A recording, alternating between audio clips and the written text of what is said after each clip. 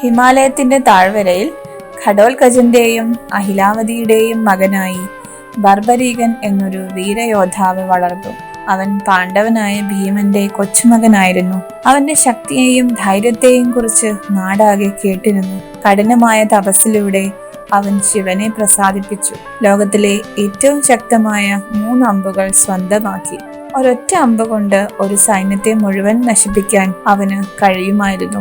ആ അമ്പുകൾ എപ്പോഴും ലക്ഷ്യം കണ്ടതിനു ശേഷം അവനിലേക്ക് തന്നെ തിരിച്ചു വരുമായിരുന്നു. യാത്ര പുറപ്പെടുന്നതിന് മുൻപ് ബർബരീകൻ തന്റെ അമ്മയ്ക്ക് ഒരു വാക്ക് കൊടുത്തു.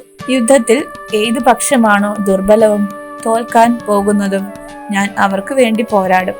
അവൻ എപ്പോഴും ദുർബലരുടെ പക്ഷത്ത് നിൽക്കുമെന്ന് പ്രതിജ്ഞയെടുത്തു. കുരുക്ഷേത്ര യുദ്ധത്തിന്റെ വാർത്ത കേട്ടപ്പോൾ തന്റെ വാക്ക് പാലിക്കാനായി ബർബരീകൻ തന്റെ നീല കുതിരപ്പുറത്ത് കയറി യാത്ര തിരിച്ചു. അവന്റെ 3 ദിവ്യാസ്ത്രങ്ങളും ആവനാഴിയിൽ തിളങ്ങി. യാത്രാമധ്യേ ഒരു സാധാരണ ബ്രാഹ്മണന്റെ വേഷത്തിൽ ശ്രീകൃഷ്ണൻ അവനെ കണ്ടുമുട്ടി. ഹേ വീരയോദ്ധാവേ, കേവലം 3 അമ്പുകൾ കൊണ്ട് മാത്രം ഇത്രയും വലിയ യുദ്ധത്തിൽ നീ എങ്ങനെ പോരാടും? ബ്രാഹ്മണൻ പുഞ്ചിരിയോടെ ചോദിച്ചു. ബർബരീകൻ ചിരിച്ചുകൊണ്ട് പറഞ്ഞു, എന്റെ ഒരൊറ്റ അമ്പിന് ഈ ആൽമരത്തിലെ എല്ലാ ഇലകളെയും ഒരുമിച്ച് തുളയ്ക്കുവാൻ കഴിയും. ഇത് തെളിയിക്കാൻ ബ്രാഹ്മണൻ അവനോട് ആവശ്യപ്പെട്ടു. ബർബരീകൻ കണ്ണുകൾ അടച്ച് അമ്പെയ്തപ്പോൾ അത് മരത്തിലെ ഓരോ ഇലയെയും തുളച്ച് കൃഷ്ണൻ ആരും കാണാതെ തന്റെ കാൽ കീഴിൽ ഒളിപ്പിച്ചു വെച്ച ഒരു ഇലയെ ലക്ഷ്യമാക്കി പാഞ്ഞു. അത് കണ്ട് ബർബരീകൻ അത്ഭുതപ്പെട്ടു. കൃഷ്ണൻ തന്റെ യഥാർത്ഥ രൂപം കാണിച്ചു കൊടുത്തു.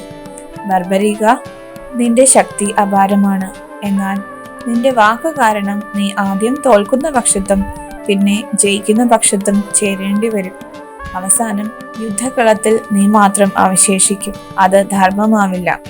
ധർമ്മം സംരക്ഷിക്കാൻ ഒരു യോദ്ധാവിന്റെ ഏറ്റവും വലിയ ത്യാഗം ആവശ്യമാണെന്ന് കൃഷ്ണൻ പറഞ്ഞു. യുദ്ധം മുഴുവൻ കാണാൻ അനുവദിക്കണമെന്ന ഒരേയൊരു അപേക്ഷയോടെ ബർബരീകൻ സന്തോഷത്തോടെ തന്റെ ശിരസ് ഭഗവാന് സമർപ്പിച്ചു. കൃഷ്ണൻ അവന്റെ ശിരസ് ഒരു കുന്നിൻ മുകളിൽ സ്ഥാപിച്ചു. അവിടെ ഇരുന്ന് അവൻ കുരുക്ഷേത്ര യുദ്ധം മുഴുവൻ കണ്ടു.